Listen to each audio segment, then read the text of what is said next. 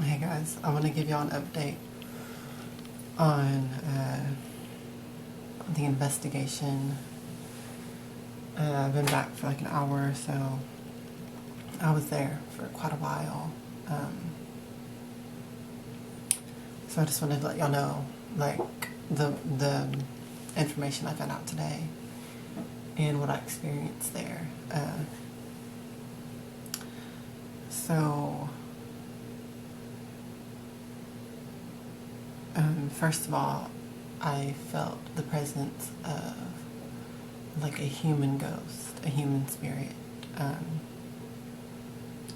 Just doing the little walkthrough. It was just the initial walkthrough, y'all. Like, I didn't really do anything. Just kind of walked through, talked with the client. We did do some sage and like holy water or whatever, but it wasn't really, anything. That was just to kind of like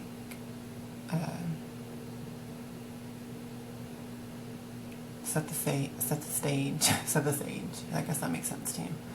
Set the stage, so to speak, for whenever we go back tonight and actually deal with what's going on there. But just for the initial investigation, we were just figuring out exactly what's going on there. So I felt a human spirit there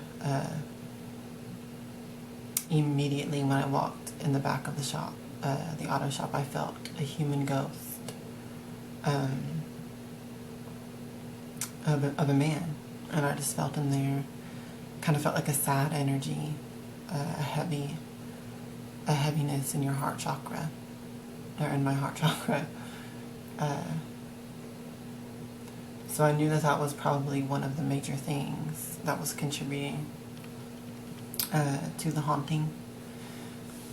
But I knew that was just a human ghost. Okay, the next thing that I felt, also in the back, was where the demonic activity was coming from, as far as like the actual evil spirits that were there. I did see them. They were small. They were like about 2 feet tall. They were really small. I saw them running around, just like the client said. Like little black shadows just running around back there, but I was able to hone in, with my medium skills and all that, where they were coming from, and a specific spot in the ground that I pretty much deduced down that it was a portal, some kind of a portal that they were coming in and out of, that like ants or something. There was like that many that it was like when you poke an ant pile and then you just see all these ants coming out. It was like that. It was kind of gross. So I think that's like the main issue with this guy's shop. It would be, that portal where these demons are coming in and out. And I think that the human ghost was just kind of contributing to some haunting type activity.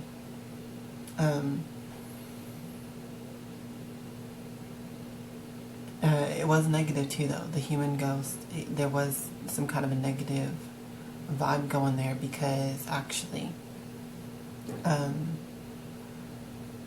y'all, I do this stuff with a friend of mine who's a witch, and her mom also.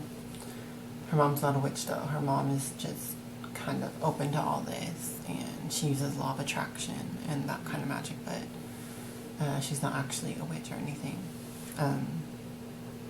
And so we were doing this investigation together, and when we were inside the auto shop in the client's office,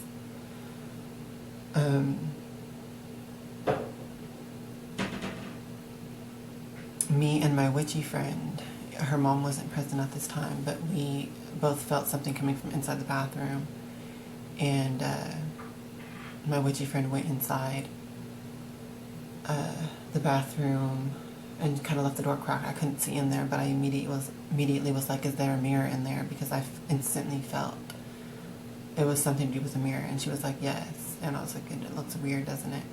And she's like, yes. And then I look in there finally, and it's like this old, bizarre mirror. And I'm like, yeah, the spirit of the human ghost is using that as some kind of a portal or attachment or conduit or something to basically stay here.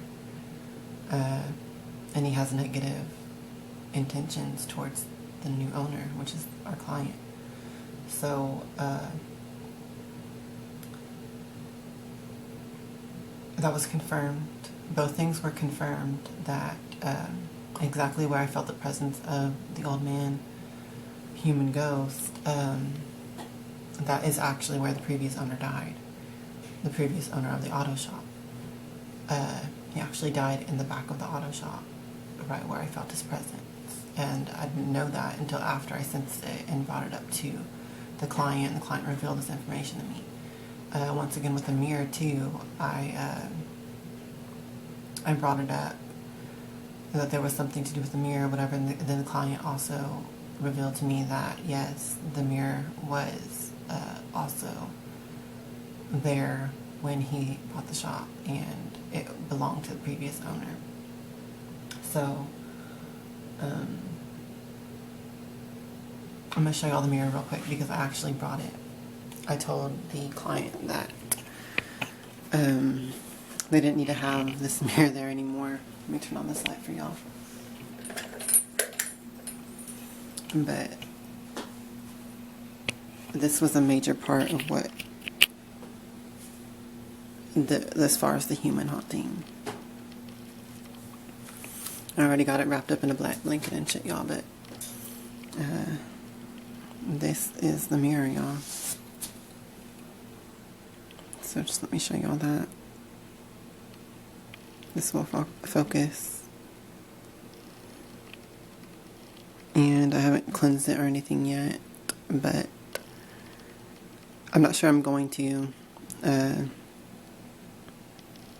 might end up doing some necromancy with this spirit, y'all. To be honest.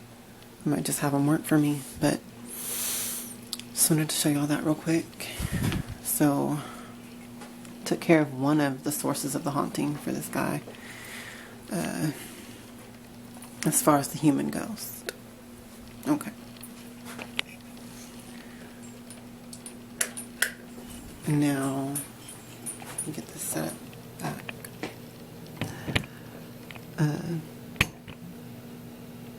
Okay. So that was the mirror. That was what was basically the source of the human ghost staying attached to the place or whatever. And I have that in my possession now, so I'm either going to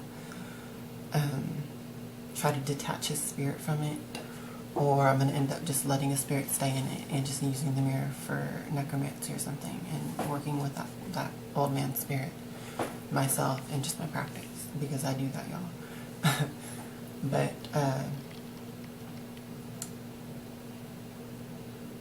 when we were in the office of this auto shop, me and my witchy friend were in there, and we were just talking about what was going on and all that. Her mom was standing in front of the bathroom door, and the door was shut. She was to the right of me, and we were just talking about what we were going to do. And y'all, the spirit pushed my witchy friend's mom backwards into the bathroom door, like slammed her into it. It was intense, and it was the ghost of this human.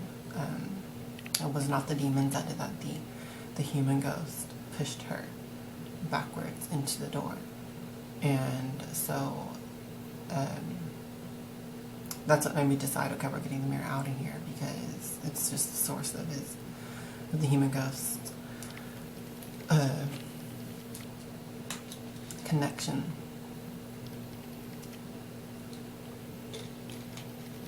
I kind of wish I would have been recording that part just so y'all could have seen. Y'all, I like slammed her back into the door. She started crying because she's never had a spirit touch her like that. So I told her she can't participate in the rest of the investigation and the ritual part of solving the issue there. Me and my witchy friend are going to do that alone. We're not going to let them all be part of that because it was dangerous. It was able to harm her. So, okay. The next thing was the portal where the demons are coming out from. I'm going back tonight in a few hours, and I'm going to deal with that. I'm actually going to go deal with that alone by myself, and I'm going to let my witchy friend come with me to do that part. She's not that advanced, so I'm not going to let her participate either. I'm just going to go face these demons, confront them alone, and I'm going to try to seal that portal. And I'm definitely going to try to get more videos recorded for y'all.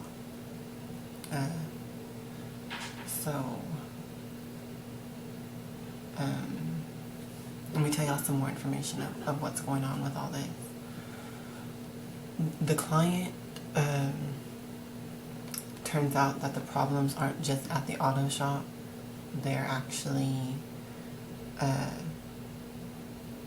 that's like the lesser of his actual problems. He actually has satanic curses on him, y'all, and there's demons, much stronger demons than the ones that are at the auto shop, coming out of that portal. The demons that are at his home are like, he described them as being like 7 foot tall with like big red eyes and long straight red hair, and he's been seeing 2 of those in his backyard and trying to come into his house. He says that they have rosaries hanging on every doorknob because he's been seeing like the door is like breathing, like pushing in and out like this and shit, warping. He's taken down all the curtains from his windows because they're always like, it's like the house is breathing, he said. So I'm going to have to end up going to his house, which he lives in San Antonio. So I'm going to have to go there on Wednesday. We've already got it scheduled and everything. And deal with all that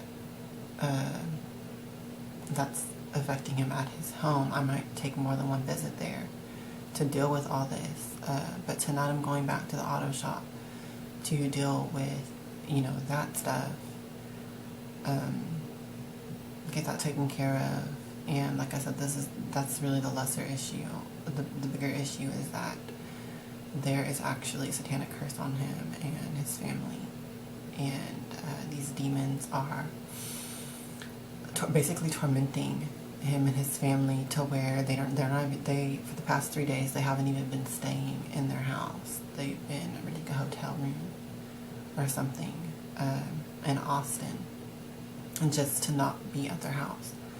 So, and they have 3 kids, y'all. So I'm definitely going to be going to help them this Wednesday. I'll try to get videos there at the house as well for y'all, depending if the client allows me to or not.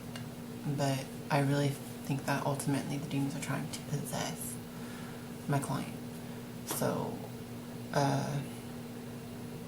there's a lot more to this than I originally thought. So I will definitely keep y'all updated on everything as it goes.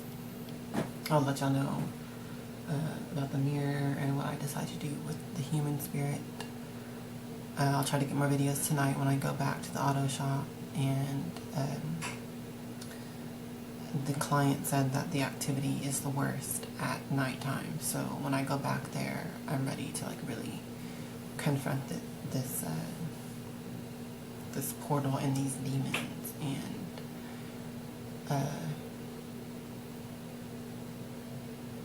I'll try to get videos of that and pictures and everything of what I can do.